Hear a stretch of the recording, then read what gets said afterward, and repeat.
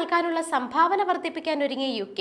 സിയോളിൽ നടക്കുന്ന international development അസോസിയേഷന്റെ യോഗത്തിൽ ഐഡിയയെ പിന്തുണയ്ക്കുന്നതിനായി അടുത്ത 3 വർഷത്തിനുള്ളിൽ 1.98 ബില്യൺ പൗണ്ട് സംഭാവന ചെയ്യാനുള്ള തീരുമാനം UK ഔദ്യോഗികമായി പുറത്തുവിടും. മുൻ ഫണ്ടിങ്ങിൽ UK വാഗ്ദാനം ചെയ്ത തുകയുമായി താരതമ്യപ്പെടുത്തുമ്പോൾ 40% വർധനവാണ് ഉണ്ടാകുവാൻ പോകുന്നത്. വരുമാനമുള്ള രാജ്യങ്ങൾക്ക് സാമ്പത്തിക സഹായം നൽകുന്ന ലോകബാങ്കിന്റെ ഭാഗമാണ് IDA.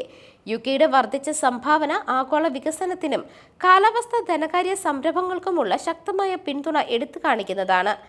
അടുത്തിടെ നടന്ന COP29 UN കാലാവസ്ഥാ ഉച്ചകോടിയിലെ പ്രതിജ്ഞാബദ്ധതകൾ നിറവേറ്റുന്നതിനായി ലോകബാങ്കും അതിന്റെ ബഹുമുഖ വികസന ബാങ്കുകളും കാലാവസ്ഥാ ധനസഹായം നൽകുന്നതിൽ ഒരു പ്രധാന പങ്ക് വഹിക്കും.